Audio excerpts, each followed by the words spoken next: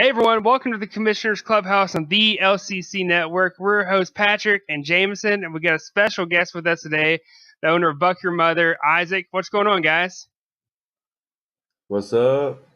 Hey, I'm excited. We got a good show today, Pat. Hell yeah, man. This is, week 1, episode 8. We got Isaac here with us to go through some stuff. So we've got your rookie wrecker this week.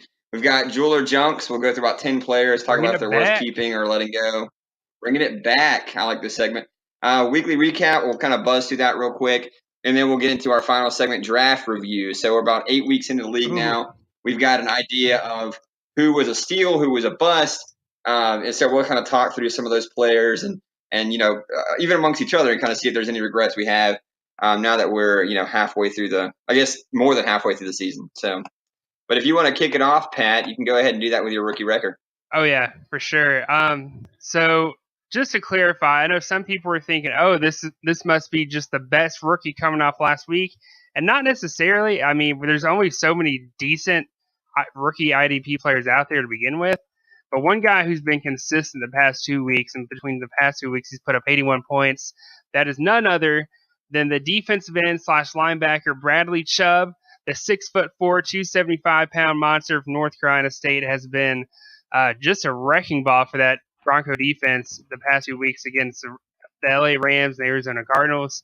Up until then, though, he's been pretty much irrelevant.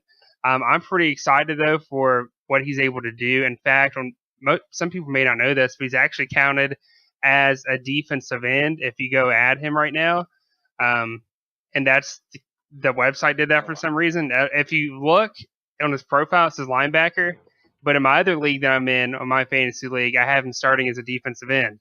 So if you're interested, definitely take a look at him because he may be worth an ad drop. But with that said, he's playing the Chiefs this week, who are arguably the toughest offensive line to beat and get to the quarterback.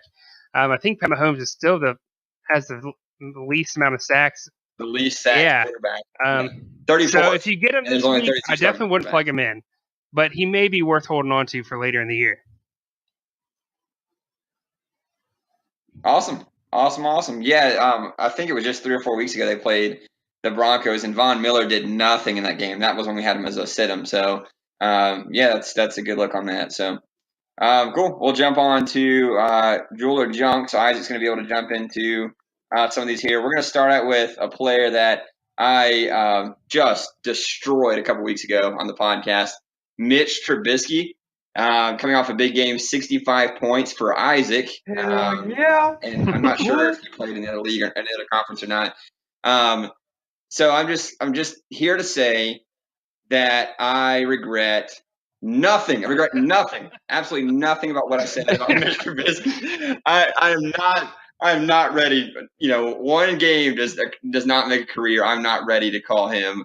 Don't worry, everybody. He's just in the denial phase. No. He's not. I'm not ready to say he's a good quarterback. He's definitely fantasy relevant. With that said, he's definitely fantasy relevant. He's a good streamer, but he's a game script streamer. We saw this coming against Brady. We saw it, So he was the highest scoring quarterback last week out of any quarterback. So you have to give him some props. Well, he's definitely fantasy relevant. And James, sure. You're not thinking about the wild card element here. I mean, Isaac could easily go and trade him to Kyle for another good receiver. No, I'm just kidding.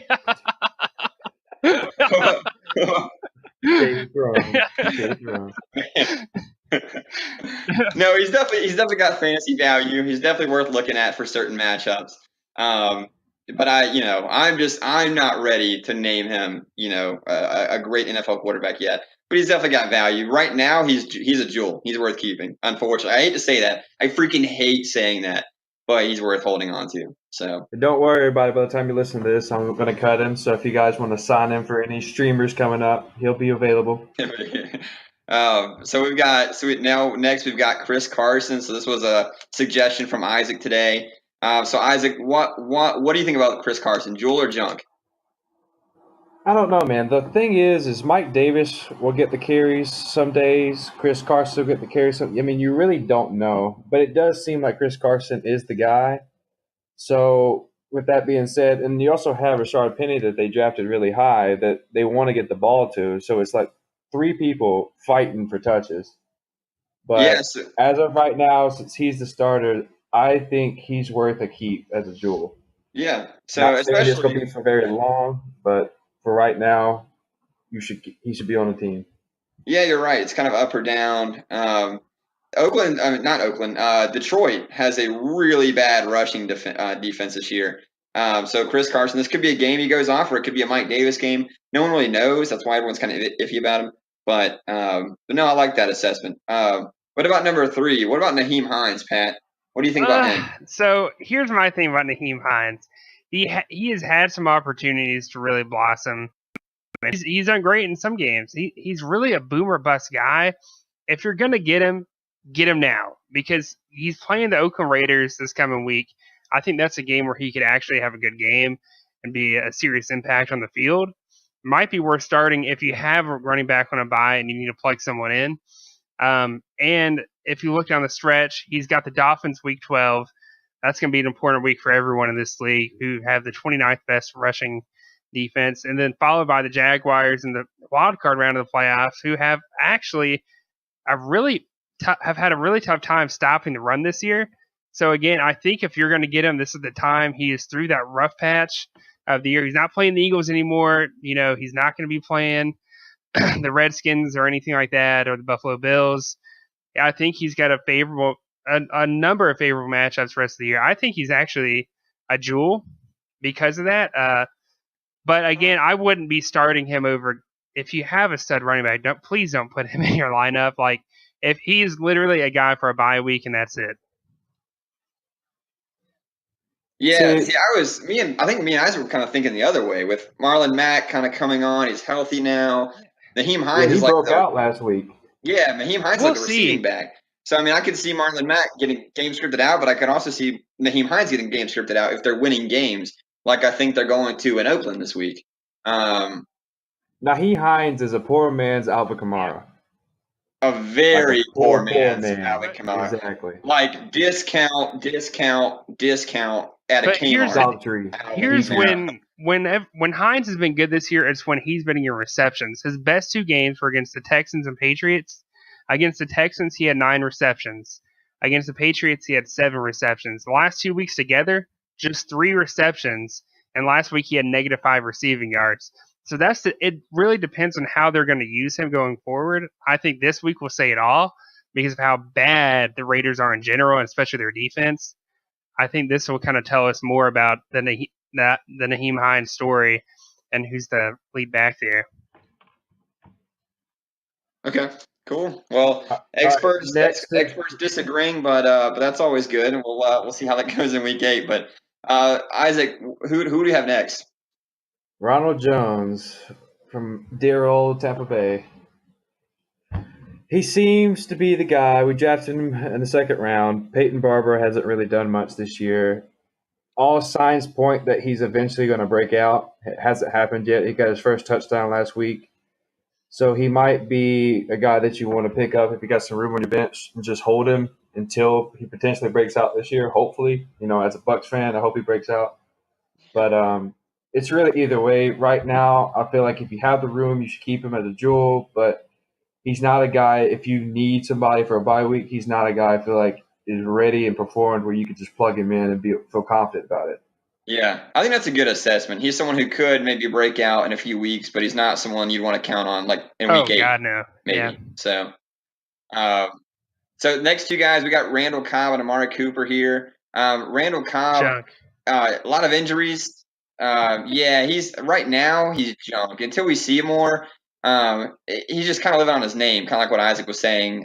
Me and Isaac were talking earlier, but not a lot of production from him, even with Aaron Rodgers. Devontae Adams is the guy there. They've had a lot of rookie receivers. They got Jimmy Graham. He's just not healthy. I don't see any way you could kind of hold him on your team right now. Amari Cooper, we've all seen him this season, complete trash, garbage. But the question I want to pose with you guys is him being traded to Dallas, does that change your opinion on him or his outlook? What do you guys think? Isaac, you go. I'll go first. No, it absolutely doesn't. The way the Cowboys run their offense nowadays, especially ever since even the tail end of Des Bryant's stint in Dallas, there's really no number one guy there. And in fact, the way Amari Cooper thrives is on those deep balls. And I just don't see Dak Prescott and that offense doing too much of that. I mean, when you look at their upcoming games, they're pretty tough. Some of them, I think they have Titans week 9. I'm looking at my fantasy league and the schedule. I'm not sure if they've updated it yet for the Cowboys, but according to this, they've got the Titans week 9. That's a tough matchup. The Redskins, well, actually, no, that game already happened. I've never been a big fan of him, and I don't think his career is gonna go anywhere there. I think he's done. He does play Tennessee in week 9. I looked on Cole Beasley's stuff. But, I mean, for me personally, I feel like it went up a little bit. I mean, unfortunately, the Cowboys are a better team than the Raiders. I mean, there's not many teams worse than the Raiders. I mean, Amari Cooper has posted, 2,000-yard receiving seasons before when he first broke into the league. He's obviously had a couple bad years, but I feel like you shouldn't have expectations for him. If you get him, it's just your sole purpose is to hope you gotta he think, breaks out. He knows nothing about this playbook. I mean, we're literally looking at probably till week 12 to where you see any kind of fruition of him being in Dallas. If anything comes out of it, it's going to be at the end. Yeah. I don't feel like Dak Prescott's that much of a pure passer either. Yeah, if you get him, you're definitely looking at the playoffs. And I don't really know. I don't really think I feel one way or the other about this as a fantasy perspective. In a real life perspective, I think it's a good move for Dallas. But in a fantasy perspective, I don't know. I really don't look at it either way. So we'll kind of buzz through a couple of the defensive players here. We got Jerry Hughes, Buffalo defensive end. He has been so consistent all season long, 25, 30. Crazy. He had 5 points last week, 1 tackle against the Colts, who he was supposed to destroy. Did you start him there, Jameson? I did. I started him. Pat started him in another league too. Yeah, I did too. So we both kind of felt the burn of that. I'm dropping him. I've got a defensive end. I mean, if you need one, go look at him. But they're playing the Patriots in week 8. He's not getting a sack against Tom Brady. It's not going to happen. So unless he racks a lot of tackles, he's worthless in week 8. So look at him if you want to, maybe down the road. But he's not anyone I'm super interested in right now. Leighton Vander Esch, linebacker for the Cowboys. This was something Isaac wanted to talk about too. This is a Sean Lee thing, right? Isaac, it's more of a Sean Lee thing than it is an anti-Leighton Vander Esch thing. Oh, yeah. I mean, I'm actually a Leighton Vander Esch fan. I mean, he's on my team. I plugged him in a couple games. He's rode my bench for a couple games. But, yeah, Sean Lee's the guy. They drafted Leighton Vander Esch as, like, insurance while they still have Lee and then for the future. So, like I said, Lee's back. So, Vander Esch production obviously dipped last week, and I feel like it's going to keep dipping as long as Lee is healthy. Yeah. So, I'm personally going to drop him because I need somebody that, if I get an injury, that I could just plug him in, not necessarily a guy that I'm hoping, an injury will happen so he would actually get on the field. Yeah, you can't keep a guy who doesn't have any potential. And he only picked up when Sean Lee was out. So if Sean Lee's in, he's worthless. If Sean Lee's out, he's available. But I think if you're thinking long term, Darren Lee, he's a good guy to hold on to. If you're thinking for next year, if you want to think dynasty. Yeah. But I mean, right now people are fighting for playoffs. So. No, unless you think you're definitely not going to make it, or you're definitely going to make it, those are the only teams that really should be looking at him. Yeah. So real quick, Darren Lee, 5 out of 7 games, 11, 17, 18, 19, and 7 points. So 5 of his 7 games, he hasn't gotten over 20. The other 2 were boom games, 41, 64. He's playing in a 3-4 next to Avery Williamson. With a great secondary. I don't think there's a lot for Darren Lee there. I mean, what do you guys think? 5 games out of 7 where you don't get 20 points, that's just not good enough to cut it. And I'm an Avery Williamson fan. I picked him up in the waiver wire draft this offseason because I knew, as a partial Jets fan, I mean, obviously I'm a Bucs fan, but I do cheer for the Jets. They said that he was going to be the guy that was supposed to replace Demario Davis, who was just a monster last year. Yeah. So I was hoping he would pick up some of the same production. He hasn't done it with tackles, but Avery Williamson does get sacks and interceptions, so it's kind of made up for him. And like I said, Avery Williamson averages over 30 points a game right now. Yep. Yeah, not a lot for Daniel Lee. The last one, Devin McCourty, 20 points the last 2 weeks. I think might be a little concern if you haven't. But if you do, don't worry. I think teams are going to keep throwing against the Patriots. I think there's a lot of opportunity there for him. He's at least consistent for the most part, averaging 26 points a game. So if you got him, hold on to him. Just wanted to throw a DB in there. But with that, we'll move on to our weekly recap real quick. Guys, Pat, do you want to kind of kick us off? We'll run through the 12 matchups real quick, and then we'll move on to our draft. So again, kind of like last week, we're going to try not to spend too much time on this because we have a lot to cover this episode, and we really want to dive deeper into the upcoming games in our next episode. So let's start it off. I guess we'll kick it off with our game of the week from last week. That was Daquan Primetime Players versus Mafasi Moneymakers. That is a tongue twister. Yeah, not even close. This game was boy, did that game of the week drop the ball on that one. Ugly. Yeah. That actually that means Daquan has never beaten Mafali ever. So now Mafali is 2-0 of all time against Daquan. So yep. So next up, this was a huge upset in my opinion. Matt ended up beating Storm 281 to 223. That's Matt's second win. Storm's now on a 2-game losing streak of 4-3, and that puts Matt leading the series, I think, at 10-3 overall for the regular, or just overall. Oh wow! Well, I was rooting for you, Matt. So congrats. All right. Next up, all right. Sorry, about to say something. No, I was going to say our next game, the big surprise. The surprise of the year, in my opinion.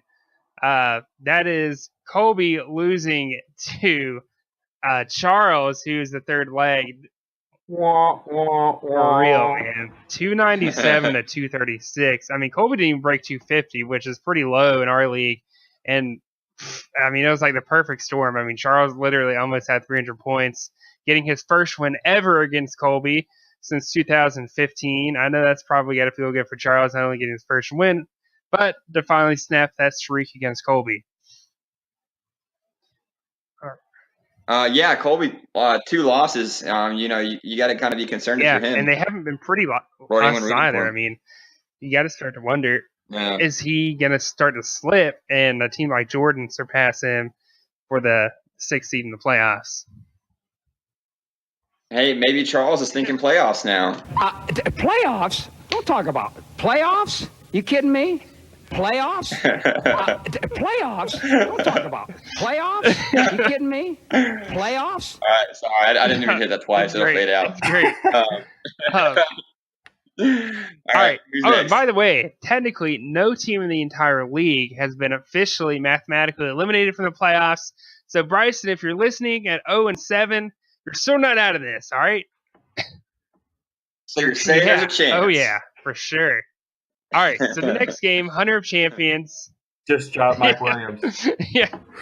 Hunter of Champions ended up beating Jordan 251 to 207. That was an ugly loss for Jordan. I mean, that was, the last time, actually, it's even worse than the last time he played Hunter. Last time he played Hunter was week 10 of last year, losing, and he only scored 213. So Jordan just struggles against it for some reason.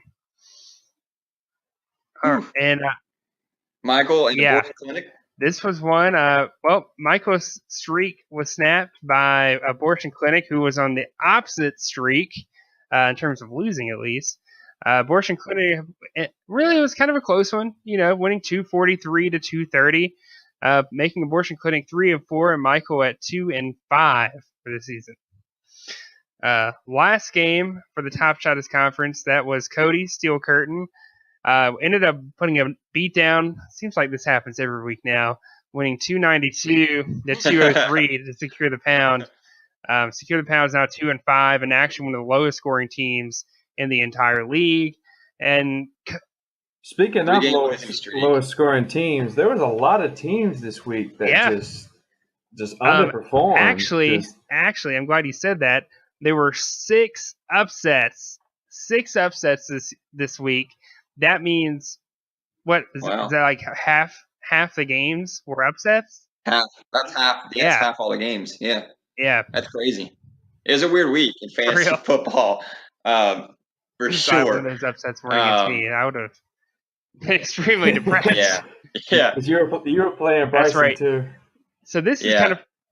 So Kevin's on a 3-game losing streak, and Cody is winning like crazy, and he's our guest on our next podcast. Looking forward to that. Yeah. Oh yeah. So the game that we probably spent the most time talking about for some reason last week, my dad, Eastside Brawlers versus Mike, Cards fan, was actually probably, my opinion, one of the best ones to keep track of. Don't say the best. It was just the closest. It was intense. I mean, James and I were just talking about this. Everyone's still in this, believe it or not. And my dad, even though he hasn't scored much this year, now at 3-4, Isaac, is he a game behind you? Yeah, he's a game behind you. You guys split. I mean, technically, you got more points for. But anyways, I'm going too deep into this. My dad ended up winning the close one, barring any stat changes. Ended up winning 205 to 202, making him 3-4. And Michael, I root for you, John. All right. Next game of Jones. That is Kyle versus Abusement Park. Peyton. Wild Kyle strikes again. You're not kidding, man. 351 to 284. Peyton had a good game by all means, but he felt the wrath of Kyle this week. This is the roller coaster. This is the roller coaster of Kyle. You never know what's going to happen. You hope you catch him on a bad week, because if it's bad, it's really bad. But if it's good, it's scary good. So you got to watch out. He's literally one stat change away from being the highest scorer of the week. Potentially. Yeah. Again. Yeah. Behind you. Next game, my little girlies, that is Bryson, who is still trying to find that win. It's somewhere out there. I know it's going to get it, but he lost to me 357 to 203. Definitely didn't feel good about beating him because, I want to get the win, but I want to see him kind of finally start to get things clicking. So he's starting to enjoy this a little bit more. But yeah, that was not a pretty game. Well, don't feel bad. On our show tomorrow night, I'm going to talk about why I think Bryson gets his first win. That's shots fired. Yeah. Who is he playing? Shots fired. All right. What game's next? He plays. I'll just go ahead and let you know he plays Game of Jones. Okay. Kyle, I hope you're listening right now. A little sneak peek. All right, go ahead. All right, the next game, this game right here, guarantee you, I would not be surprised if these two teams play each other in the playoffs again. That was Isaac Buck Your Mother versus Billy Detroit Bad Boys, who has never beaten Isaac and still hasn't beaten him after this past week. 4-0, baby. 4-0. That's right. Isaac called it. Isaac has pretty much guaranteed he was going to win since the schedule was released. He ended up winning 341 to 246 and literally almost 100-point spread. Yeah. Isaac's been on fire lately. Yeah. 4-game win streak. Another thing, too, and this is good that Isaac's on the show, Isaac has officially become the highest scorer of the season so far. So he's leading the entire league in scoring. 3 points ahead of Cody, 50-something ahead of Patrick. Like, me, Cameron, Patrick, Cody, we're all right there behind him, but Isaac is now the league leader in scoring. So, with a 4-game winning streak. Thank you you very much.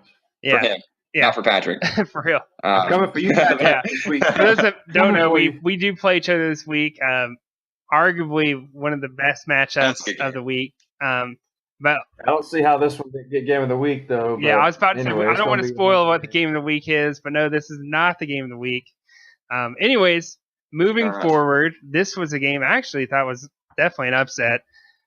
Tyler ended up beating Cameron 273 to 220. That makes Cameron 3-4. That puts Kyle at 4-3, who is now second still second place in the division. Nothing changed there. But he is looking hot right now at 4-3. I mean, he's a team to watch out for.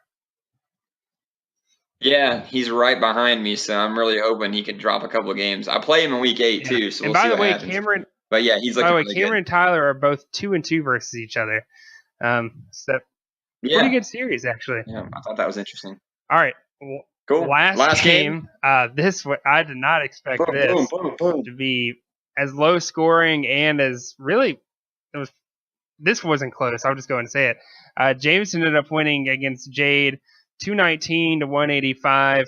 This was their third time playing each other, and that actually gives Jameson the lead in the series 2-1 in their history. Snooze ball right there. Yeah. Yeah, I didn't really beat him. It was like we were racing, and I tripped before the finish line, but he tripped before me. So, like, none of us really won. I just was literally.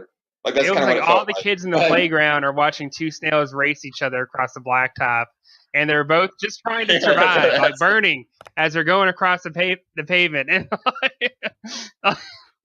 And well, that's what it felt like because I lost Quan Alexander to a season-ending ACL injury. Yeah, I lost Sony Michel to at least a couple weeks. So yeah, it was. It cost me though. The win cost me. So we'll see how I carry on. How I carry on through the season. That was a good pun. That was a good pun. Yeah, that was good. I like that. That was just off the. That was just off the cuff too. All right, cool. So we are finished with the review. So now we'll go to the draft review. So we wanted to kind of talk about players that were steals or busts based on the first 7 weeks of the season. We kind of got an idea of how things are going. So we're going to kick it off with arguably, I think, one of the biggest steals of all time in Pat Mahomes. Third round on the waiver wire. He has scored 354 points this season. Bargain stat changes. Yeah. Bargain stat changes. You know what happens with quarterback. Easily a number one lock and load starting quarterback. This dude scores 60 and no one blinks an eye. That's how great he is. I'm playing against him this week, so I'm really hoping that I don't want to get hurt or anything, but just don't play a lot. So you can win, right? Just suck for 1 week, for the love of God. Even on a bad week, I think he got like 39 or 40 points, even like his worst week ever. So that's what I'm hoping for. These are players that were picked ahead of Pat Mahomes on the waiver wire. Michael Crabtree. Yeah, at least in our conference. I don't know the other one. I don't have all that data, but Michael Crabtree. He was taken, I think, in like the third round of the waiver wire in the other conference, I believe. It's crazy. Oh, so pretty similar then. Yeah. So Michael Crabtree, Derrick Henry, and Amari Cooper were players that were picked ahead of Pat Mahomes on the waiver wire. Those are some big names. Insane. That's not everybody, believe me. Yeah, there were other names. We couldn't go through the entire 20-something, whatever it was. And the other conference, Quan Short was taken before him. Quan Short, oh my God. Oh my God. See, that's draft regret right there. Like if you and oh my God. And see, I passed on Pat Mahomes a couple times. I think 3 times actually during the waiver wire period to get Andrew Luck. Not only did I pass on him, I looked at my brother who plays in my division and said, "Hey, Tyler, why don't you go get Pat Mahomes because he's going to be really good. So now he can kick my ass for the next 3 years with him." 4 with the franchise tag. I mean, with the franchise tag. It just hurts. It just hurts to watch him do so well every week. But yeah, that one was crazy. We've got 2 other guys here that were busts. So Dion Lewis and Rashad Penny. Dion Lewis picked in the 3rd round of our draft. He's only got 120 points on the season. Rashad Penny picked in the 4th round with a rookie pick, only 45 points, worse than Amari Cooper on the season. I don't think any of these guys, Dion Lewis may be on a team. I think Rashad Penny's already been dropped, if I'm not mistaken. Yeah, he's been dropped. That's how awful it's been. Here are guys that were picked ahead or behind these guys that have performed much better. Sony Michel, 5th round rookie draft. Kerryon Johnson, what is that, the 8th round of the rookie draft? 7th round? 8. I don't remember exactly. 8. I drafted him. And then James Conner, who was picked, I think, in the 7th round of our regular draft, if I'm not mistaken. So rounds and rounds after these guys. James Conner, 219 points to Rashad Penny's 45. So if that's not draft regret, I don't know what is. Isaac can vouch for. Isaac watched me click the mouse when I drafted him in the rookie draft in my other league, Rashad Penny. And I'm in that league. You have to keep your damn rookie. Whoever you get in the rookie draft, you're stuck with him for the whole year, dude. That dude is rotting on my bench. He is taking up space. I would rather draft my dogs than that's Rashad miserable. Penny. I mean, my God. Like, The Jedi and Jolene. yeah, for real. Yeah. So a couple other players. We got wide receivers, Marvin Jones and Larry Fitz. So Marvin Jones, 4th round in our conference. Larry Fitz, 8th round keeper. We thought at the time, oh, that's a steal. That's a steal. 74 points for Larry Fitz on the season. Less than Amari Cooper. Oh, damn. Less than Amari Cooper. Oh, my God. Less than Amari Cooper. Players that were picked after these guys, significantly after these guys. Robert Woods, 100 more points than Marvin Jones on the season. John Brown, 152 points. Kenny Galladay, did he even get drafted? No, John Brown and or was he a waiver Kenny wire? Galladay were not drafted at all. But these guys, undrafted. Yeah. At least in our conference, yeah, undrafted, and they are easily outperforming Larry Fitz or Marvin Jones. I think that's amazing. And Robert Woods, we talked about it last week, was a trade for Keenan Allen. Yeah, so Robert Woods, late round pick, all the way up to swapping with Keenan Allen. Larry Fitz, poop. So yeah, you never know what's going to happen in fantasy. A couple other players here: Myles Garrett and Daniel Hunter. Deal. Myles Garrett was taken in the second round of the waiver wire in the other conference. I'm looking at it now, and he was drafted 11th round of our draft. I mean, that dude has not gotten any respect, in my opinion. No, he has 11th round, and Daniel Hunter went in the 4th round of our waiver wire. The 4th round. That's crazy. After guys like Calais Campbell, who's got less points than both of them, Aaron Donald, who's got less points than both of them, and Everson Griffin, who's only produced 33 fantasy points on the entire season. These are just defensive ends who were picked before these guys who have not performed as well. So those were both steals through the draft process. So that's awesome. A couple other defensive players here, Bobby Wagner and Miles Jack. So, Isaac, you got out of that Bobby Wagner stock at the right time. I tell you what. Everybody gave me so much shit for doing this trade, but I just had a feeling when I watched his games last year that his production was going to drop this year. But, I mean, granted, you guys started giving me some devil's advocates opinions on him, so I started having doubts. But, yeah, it looks like I got a truly blessed and got Levante David, who's severely outperformed Bobby Wagner. Everyone has, and probably will now that Quan Alexander's out for the year. I don't want to talk about that too much. Bobby Wagner, complete garbage.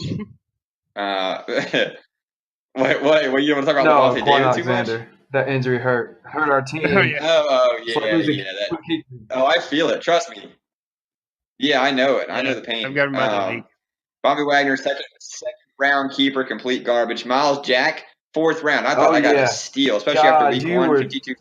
Blowing smoke up his butt. I texted you guys saying, I stole him. It's over. And he was so bad I've dropped him. He's 171 points in 7 weeks. Yeah, that includes a 25-point game last week. Mike picked him up in our conference. So just awful. The middle linebacker on a 4-3 in the Jags of all teams and just can't get any tackles. Players that were picked after these guys: Tremaine Edmonds, 221 fantasy points, more than twice as much as Bobby Wagner. Kiko Alonso, 282 fantasy points, almost 3 times. Almost 3 times as much as Bobby Wagner. And he was Kiko. He went undrafted, didn't he? No, I drafted. Oh, that's right. I'm an idiot. I cut him before week 1 even started. I'm almost positive. I'd have to go back and look. Pretty sure I cut that guy before he even stepped foot on the field. Head move of the year. Oh my God! Yeah, it was. If you hadn't picked up Darius Leonard to replace him, you would look like a complete jackass. I would. Luckily, Darius Leonard is. I'm riding him right now as we speak. The rest of the year, so. And then we also have Avery Williamson, who was the guy we talked about last 211 points earlier in the show about why Darren Lee's production. Yeah, he's the reason Darren Lee is. Yeah, he's the reason Darren Lee's garbage. So all 3 of those guys drafted later. Finally, we got some DBs: Derwin James and Bradley McDougald. Derwin James in the 7th round with a rookie pick, in our conference. Bradley McDougald, 9th round draft by Tyler in our conference. 234 and 237 points respectively. These guys were absolute steals. It looks like, anyway, with DBs that were drafted ahead of them. Sean Davis, who plays for the Pittsburgh Steelers, 107 points, who was a keeper. What was that, a fourth-round keeper, Isaac? Is that right? He gave up. Fourth-round keeper. God, you still got him on the team, though. Yeah, Carl Joseph, 0 fantasy points. Not a tackle, which means if you had drafted Patrick and Carl Joseph in the same round, you would have the same exact value. I'm going to petition my fantasy league to put me in the system because of that. It's no worse than Carl Joseph. Carl Joseph was a 5th-round pick and put up 0 points. Oh, my gosh. What a waste. And then Micah Hyde, Patrick, you feel this one. He dropped. I got him in the 98 fantasy. I think I drafted him in the 5th round, if I'm not mistaken. At the time, I was like, man, I got him in the 5th round. What a steal! I know. I'm a stud. I'm a stud right now. I was so happy. He was the 5th-round pick for you. And the other conference, I'm not sure when he was drafted. But yeah, I don't know what happened to that man. And if this. Yeah, this goes to show you, and this is only, 7 or 8 people that we went through? This isn't even everybody. This just goes to show you, you do not win your league at the draft. You never, ever win your league at the draft. You never know what's going to happen. Sucks. Exactly. Or because you just happen to get really lucky and hit on steals or something. But I like this draft review. Maybe we'll touch on a few more players throughout the rest of the season. But you guys got anything else to add or anything like that? Anything that you want to touch on or run through? Pat, did you mention that you wanted to talk about Hall of Fame players or something? I have been meaning to bring this up for a couple of weeks now. I'm sure most of you probably even forgot that this was going on, but we did have the Hall of Fame player nominations, which count towards your Hall of Fame score in terms of getting in as a Hall of Fame owner. As we all know, Jade brings it up as much as possible. He's the only person in. And you know, shots fired, Jade. Shots fired. No. But anyway, so we only had 3 players nominated, and I nominated all 3, and no one else nominated anyone else. So the deadline is passed by many weeks at this point.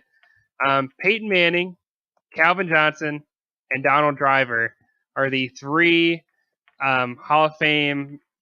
Well, not only nominations at this point, there's no point of voting because 3 go in and only 3 were nominated. So there you go. Those are 3 Hall of Fame. Yeah, by default, they're solid guys. And when I think of some of the teams I've had, Calvin Johnson was a perennial guy for Daquan for many years. I think back to Daquan's teams, and I'm pretty sure from 2000. Well, whenever he was drafted in the NFL to about 2013, he was killing it for Daquan.